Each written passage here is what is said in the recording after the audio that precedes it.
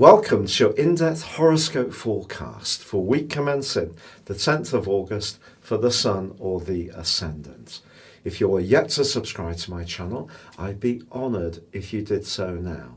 Please click or tap the bell notification symbol. You can also chat with me directly on Twitter at Horoscope Ace. Be great to have you along. Or join Elisa and I for the daily astrology and tarot video show by clicking the link below. Now this week is set to be tremendously powerful. The Sun continues in the sign of Leo, which is about magnificence. It's about a display of talent, enthusiasm, warmth. And that's pushing us to do some good stuff. We also have Mercury there, but it's clashing on Monday and Tuesday with Uranus, the planet of freedom. And that can make us a bit more impulsive, particularly with our resources. Now, we also have a quarter moon on Tuesday, which emphasizes the same axis, the second, fifth house. So over the next week, we may encounter someone who sees it only right and proper that we bail them out of some kind of financial mire that they're in.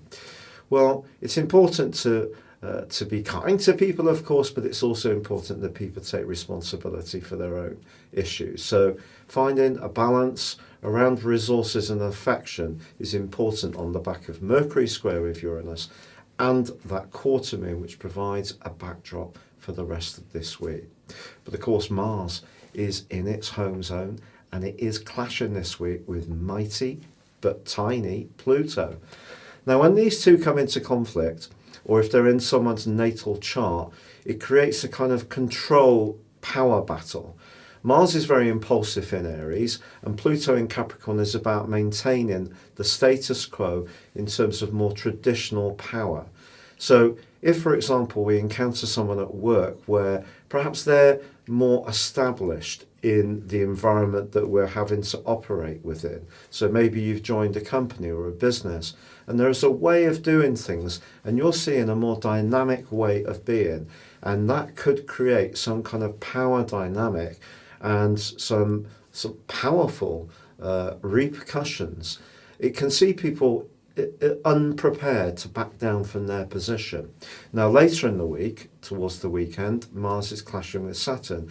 That creates a more restrictive energy, a more frustrating one, and for sure we have to be conscious that Mars is about living in the moment in the sign of Aries, and these big beasts in the sign of Capricorn, which includes Jupiter, the posse as I've been calling them in Capricorn, they all represent different things, but Mars is not an influence which is so much about collaboration, not in the sign of Aries. It's about getting on with it quickly. So we may have to temper our desire to get our own way or to interact with someone where there's some kind of accommodation that's mutually made, but on both sides there may be a reluctance to back down. So it can be quite, to be honest, Mars squaring Pluto can be a very rugged influence. So traditionally in astrology textbooks they say don't visit the downtown part of your area, anywhere that tends to have a greater amount of crime, steer clear of. So it is important to be aware of our impulses and also how our direction of travel towards our ambitions needs to be mastered. We need to kind of work to a degree with what's expected of us, but at the same time try to find our individuality. Now the Sun, ironically, is actually in a quincunx with Pluto for the whole of this week. So the Sun's creativity and warmth is being tempered by Pluto's power as well. So I think a lot of us are going to be somewhat frustrated this week. The Sun's also in a quincunx with Neptune, which is very deflating of energy and drive. So the best way to deal with all of this stuff is to set reasonable objectives and understand that some people could take some very polarized positions and appear to refuse to budge. We may also be on the end of someone else's ruthless behavior, and it's important to know when we can push back. So just watch out for someone bending the rules in order to suit their desire and ambitions at your cost. So just a bit of a pointer. Now, Uranus actually goes into a retrograde on Saturday, and one which is going to last into early next year. So our whole relationship with having our voice heard about the things we're unhappy about also can be tempered, but it's asking us, the retrograde, to think inside about our relationship to independence, freedom, and being a bit more spontaneous as well. Now, there are some interesting links at the end of this week. The Sun and Mercury come together in a conjunction, which is known as combust. And in the sign of Mercury, that could see some people having some eureka moments around creativity. Maybe there's going to be a passionate embrace with someone, but the chances are it will be a meeting of minds that creates the embrace in the first place because of Mercury. And also, Venus, which is now domiciled in Cancer, is actually in a great link with Uranus in the last couple of days of this week, suggesting that if we can try to find a way to invest in our emotions, but in an imaginative way, so that maybe, for example, getting in touch with someone more spontaneously, Uranus, who haven't had any contact with for a while. Maybe it's about changing our space at home, decluttering, doing something imaginative, not being quite so hidebound in our approach to how we live, who we live with, or exactly even where. But Mars, Pluto and Saturn in those big clashes is really heavy stuff, and it's going to be going on, quite frankly, through to the middle of October. So we've all got to get used to the fact that there are going to be some challenges to our desire to be individual free spirits.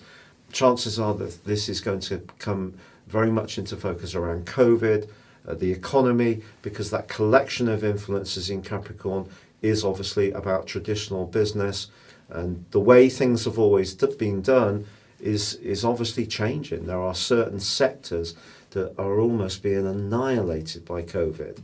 So this clash, this collision that's going on between the earnestness of Mars to do it without thinking too much about what the wider implications are, and the more traditional, top-down, heavy kind of energies suggest that there could be some clashes on international borders, powers flexing their muscles. Will it be the Russians? Will it be the Chinese? Will it be a Western power?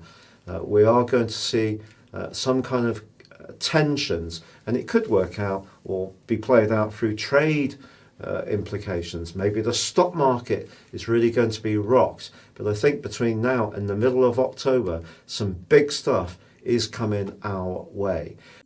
Your specific forecast, Aquarius, sees the Sun and Mercury in your sector of relating. They're actually going to come together quite beautifully as this week draws to a close. And that may be an opportunity to get real clarity on a situation which has proved a little uncertain for some while. And yet at the start of the week, you may feel a little bit on edge or wired up. Perhaps a personal issue. You're finding it rather difficult to explain it in quite the way you want, or get it heard in the way you want by the person you're addressing your point to.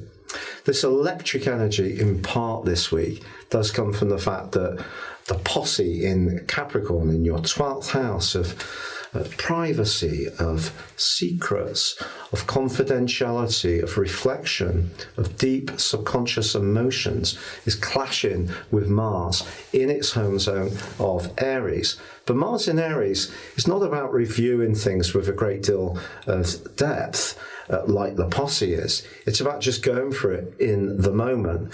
And therefore, because the energy of Pluto particularly, but also Saturn, is much more played out in your situation. It's much more to do with the evolved history of your life, whereas the Sun's in the part of your situation that's to do with everyday communication. So some kind of electric exchange can happen. Either you're going to ventilate something deep from your soul and surprise people hugely, or someone's going to say something to you that puts you back on the back foot. The energy that's continuing to go on in the 12th solar house is phenomenal. It's so powerful for us Aquarius people. But by the 17th of December with Saturn, the 20th December with Jupiter, and they come together on the 21st of December in the sign of Aquarius, they return back to Aquarius. That can be a real new beginning, even if Pluto is hanging around for another couple of years in the sign of Capricorn. But this psychological energy is just stuff that needs to be cleared out, and it could be your way of being needs updating, and Mars can be good because it can prompt you to do your research, have conversations, take soundings, perhaps talk to someone about your deeper feelings, even if some of these have been shielded and kept buried for a long time. You're often a very open person, but this is a big welter of psychological energy. And because, of course, the Sun and Mercury are in the sector of relating, it's integrating this more psychological energy in your everyday communication with Mars, your emotional life with Uranus, and, of course, with the Sun and Mercury in how you interact with others. Thank you so much for having joined me. If you'd like to ascend above your zodiac sign, embrace serious astrology, please check out my affordable range of astrology reports below. You can get a 12-month forecast and a character analysis for 30% off, or you can choose to have a one-to-one personal consultation with me. Please see my testimonials below. But for now, take care, stay safe, and good luck.